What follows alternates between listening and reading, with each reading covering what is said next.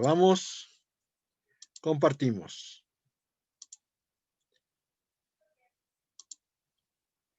Ok, ¿dónde andan? Acá están. Ok. A ver, ¿quieren que lo haga grande o así se ve bien? ¿Lo hago grande o así se ve bien? Grande, porfis. Ok.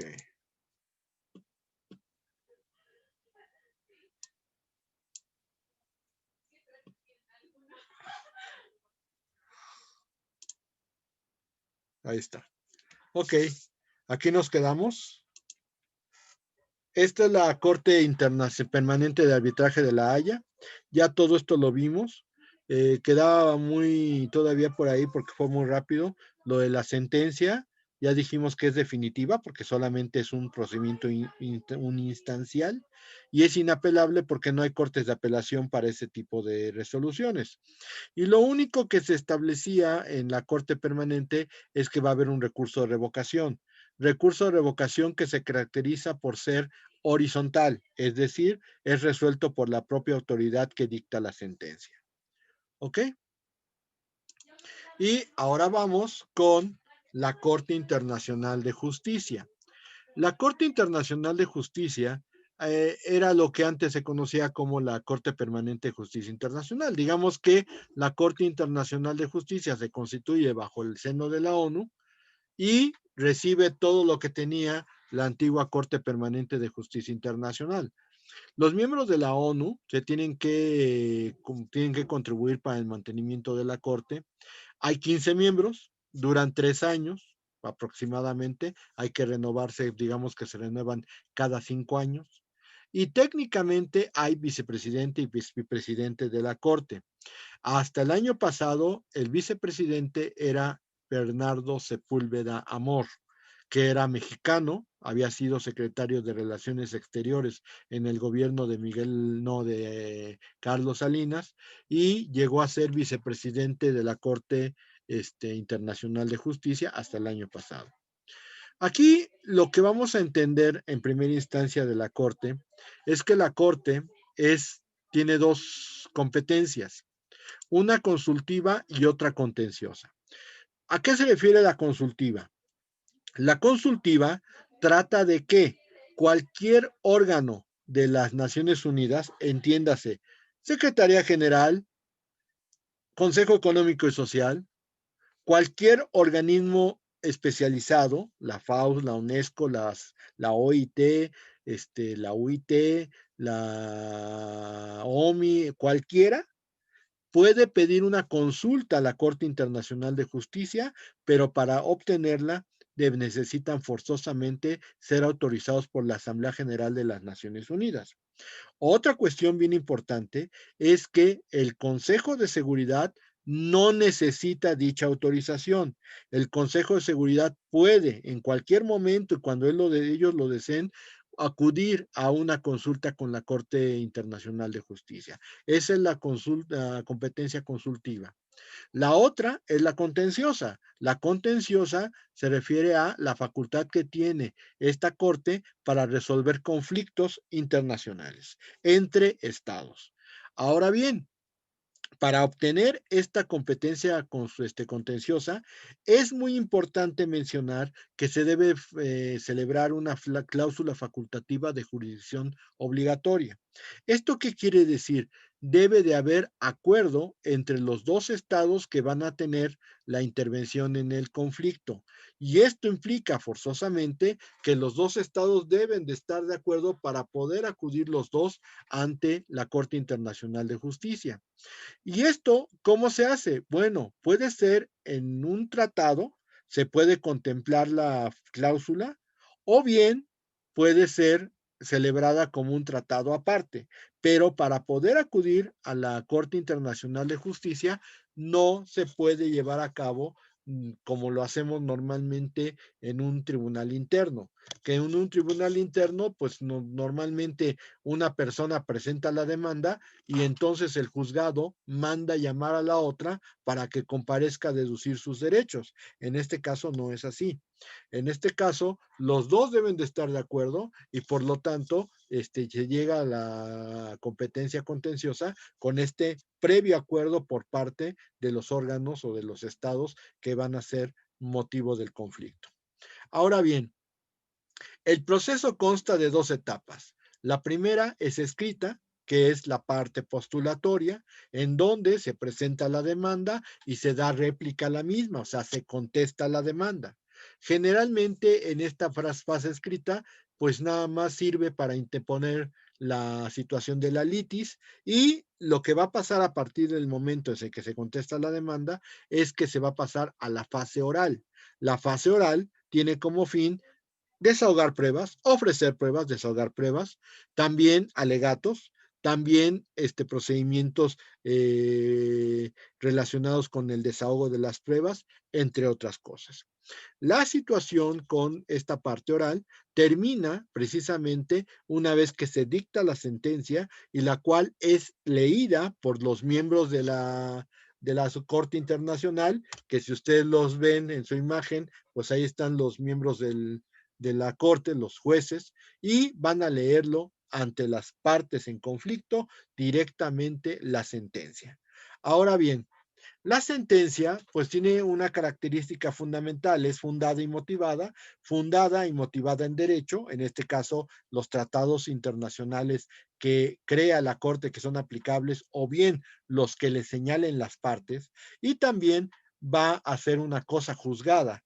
Cuando entendemos cosa juzgada, y esto entiéndanlo desde una vez porque lo van a ver en teoría general del proceso, cosa juzgada es cuando una sentencia ya no puede ser modificada por ningún recurso posterior. Aquí la idea es que como la jurisdicción internacional es un juicio uniinstancial, es de una instancia, entonces cuando dicta la sentencia la Corte, esa queda como cosa juzgada, ya no hay forma de modificarla, y también es inapelable. ¿Por qué? Porque no hay recurso de apelación. No existe en el medio internacional un tribunal superior o una instancia superior a la que la propia misma Corte establece. Por lo tanto, no hay forma de modificarla por medio de una apelación. Sí existe un recurso, sí, el recurso de revisión, que el recurso de revisión es de los llamados horizontales. ¿Qué quiere decir? La Corte misma tiene que volver a retomar los casos que le establezca las partes, cuidando algún aspecto que no se haya visto. Dicho de otra forma, un hecho superviniente, una prueba superviniente, o hechos que no se conocían por las partes, pero que pudieran hacer un cambio radical en el fondo del asunto. Esa es la forma en que se maneja la Corte Internacional de Justicia. Hay métodos especiales. Por ejemplo, las organizaciones internacionales, y en especial el Consejo de Seguridad, tiene facultades de investigación, como ya las vimos, que es determinar qué fue lo que pasó. Tiene facultades de conciliación, que ya también las vimos. Puede mediar entre los estados. Y tiene medidas coercitivas que están pactadas en una parte de la Carta de las Naciones Unidas, y las medidas para restablecer la paz y la seguridad internacionales, que pueden establecerlas de acuerdo con los límites que establezca, en este caso, el Consejo Económico, el Consejo de Seguridad. De la misma manera, a nivel latinoamericano, a nivel interamericano, tenemos el secretario general de la OEA y la reunión de ministros de Asuntos Exteriores. Esta reunión de ministros de Asuntos Exteriores, salvo las coercitivas y las de restablecer la paz y la seguridad internacionales, tiene facultades similares en cuanto a investigación y en cuanto a conciliación. Si ustedes recuerdan cuando estuvimos hablando de la casi guerra entre Ecuador y Colombia, que ya les comenté que las FARC, las Fuerzas Armadas Revolucionarias de Colombia, tenían su sede en territorio ecuatoriano, y al gobierno, al ejército colombiano se le hizo muy fácil meterse unos, pues, ¿qué quieren? 1 kilómetro, 2 kilómetros, pero dentro del territorio ecuatoriano, en la selva, y entonces atacó a las FARC. Pero como era un ejército colombiano, pues los ecuatorianos dijeron que eso es prácticamente una invitación a la guerra, y precisamente por la reunión de ministros de Asuntos Exteriores se evitó que hubiera una guerra con algo que lamentar. Por eso decimos nosotros que en este caso la OEA tiene esta organización y métodos especiales para evitar conflictos internacionales y resolverlos de la misma forma que lo haría el Consejo de Seguridad de las Naciones Unidas. Ahora bien, el Tribunal Internacional del Derecho del Mar tiene su sede en Hamburgo, ya lo habíamos visto, tiene 21 miembros, dura 9 años en su cargo y solamente revisa casos del convenio de Montego Bay. Su actividad hasta la fecha, que estamos hablando desde el 94 para acá, ha sido muchas veces de limitación de plataforma continental.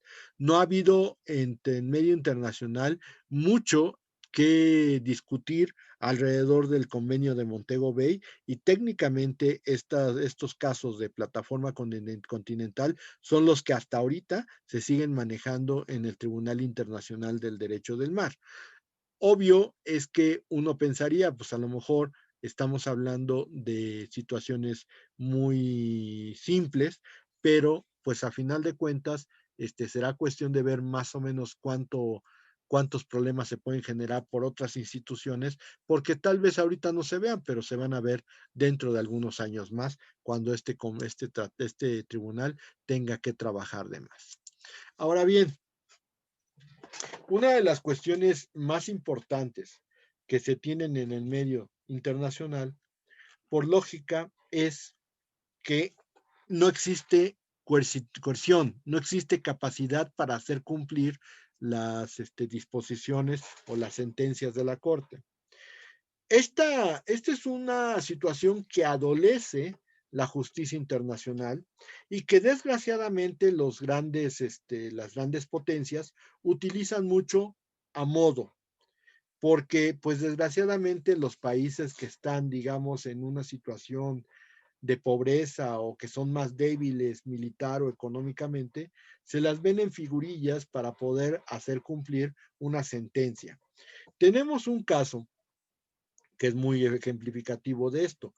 El caso Irán-Contras, los Estados Unidos empezaron a vender armas a los iraníes y el dinero que recibían por la venta de esas armas a los iraníes, que de por sí estaban en un país con el cual Estados Unidos no tenía buenas relaciones, porque acuérdense ustedes que después de la revolución del Ayatollah Khomeini, Irán allanó la embajada de Estados Unidos en Teherán y hubo toma de rehenes. Entonces, no era un gobierno que simpatizara mucho a Estados Unidos. Sin embargo, pues vendieron un montón de armas por allá y el dinero, en lugar de ingresarlo a la tesorería de los Estados Unidos, lo destinó a comprarles armas a los señores, a las fuerzas, digamos, opositoras al régimen sandinista, en este caso de Nicaragua. Actualmente, todavía el régimen sandinista está, pero en ese momento fue un gran escándalo y la sangre no llegó al río, no condenaron al presidente Reagan en ese momento porque en su carácter de funcionario del Pentágono que sabía todo el movimiento, un coronel llamado Oliver North se echó la culpa y dijo: yo estaba enterado de todo y no quise enterar a ninguna persona más arriba, yo tengo la culpa de todo y si ustedes me condenan, yo me voy a la cárcel. ¿Y qué creen? Se fue a la cárcel, pero todo paró ahí. Claro que tenía conocimiento George Bush y claro que tenía conocimiento Ronald Reagan, pero como él se echó la culpa y dijo que los exoneraba porque prácticamente lo hizo a sus espaldas, pues Oliver North se fue a la cárcel y estos lograron salvar su cargo. Sin embargo, Nicaragua, pues sí demandó a Estados Unidos ante la Corte Internacional y por supuesto, oh sorpresa, ganó de todas las que tenía que ganar. Pero hubo un problema, que es cuando dijo Nicaragua a Estados Unidos: oye, la sentencia, págame la sentencia. Estados Unidos dijo, ¿qué? ¿Bueno? ¿Anone? No quiso. Y entonces le dijo, mira, pagarte la sentencia así como dice, no. ¿Qué te parece si te doy cooperación para el desarrollo? No, pero es que la corte, a ver, entiéndeme, por favor.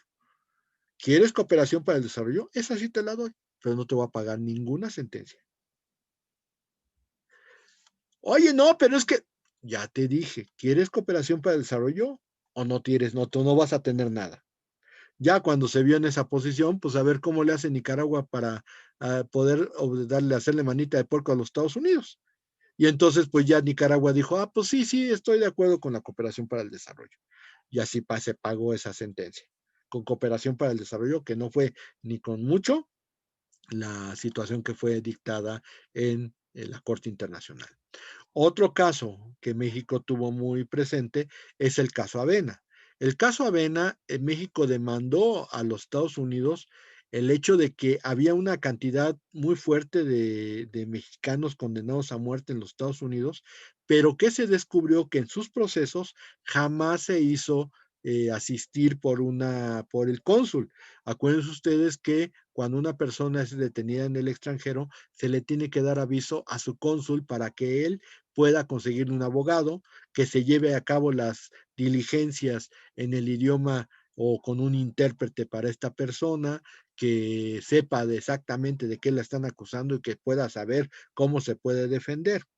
En el caso de los mexicanos condenados a muerte, pues Estados Unidos les valió gorro avisarle a los cónsules, dictaron sentencia, muchas veces hablaron todo el tiempo en inglés y ustedes saben que los mexicanos somos especiales para hablar inglés, que no confundimos chicken con kitchen, ¿no?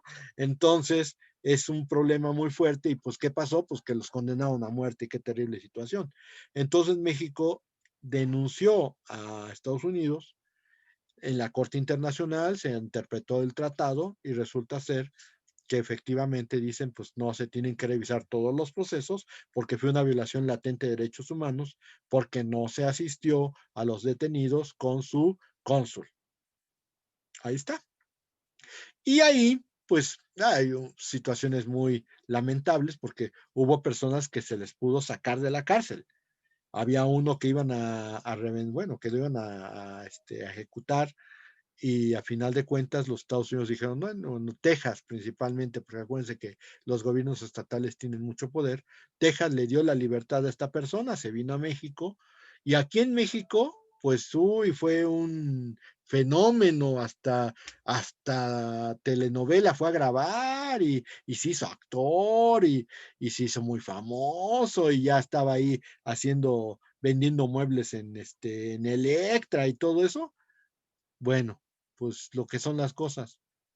No había pasado más de un mes que lo habían liberado cuando se fue a matar en su coche. O sea, ese cuate la tenía sentenciada desde ese momento.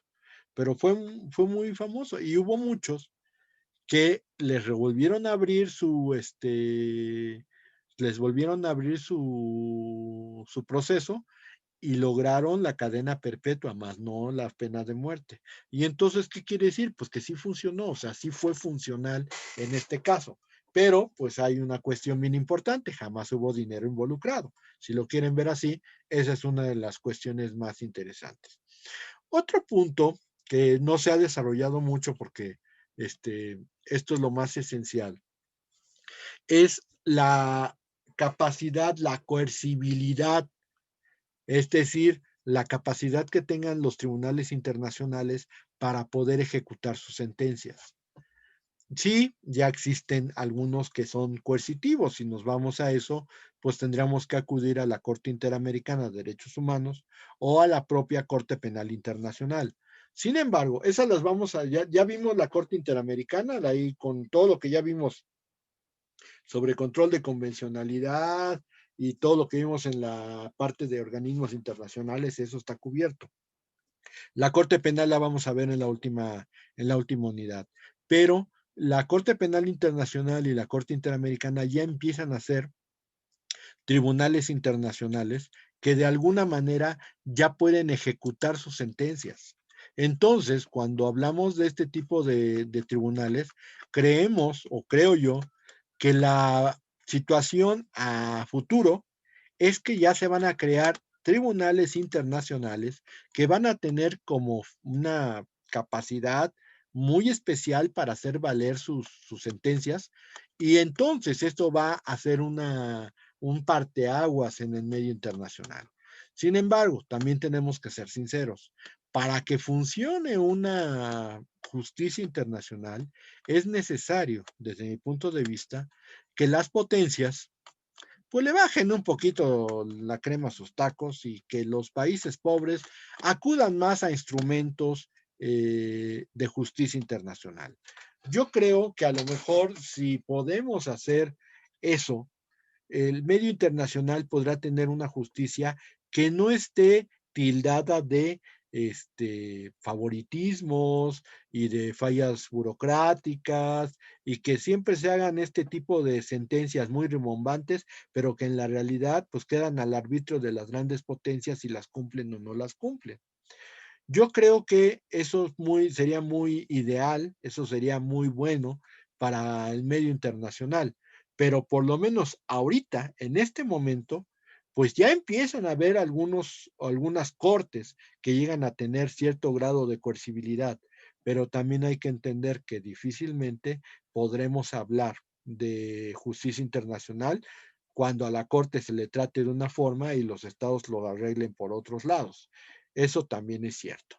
Por lo tanto, esto sería todo lo relacionado con los tribunales de la solución pacífica de controversias. Lo importante es que hoy los estados son difícilmente más, hacen menos recurso de la guerra, que en un momento dado lo planteaban algunos procesalistas, es un medio de autotutela. Ya no hacen tanto uso de la guerra y se busca que todo el mundo se arregle por medios pacíficos. Pueden ser mucho mejores y a lo mejor más adecuados a las condiciones actuales. ¿Ok? Muy bien, con eso terminaríamos la unidad 10. Vamos a tomar preguntas, pero mejor saben que para poder ver las preguntas, falta 1 y 5 aquí. Voy a cortar, me conecto de inmediato y entonces vayan planteando sus preguntas en la siguiente sesión. ¿Ok? Muy bien. Empiece, corta ahorita, me conecto de inmediato y entonces todas las preguntas que tengan, por favor.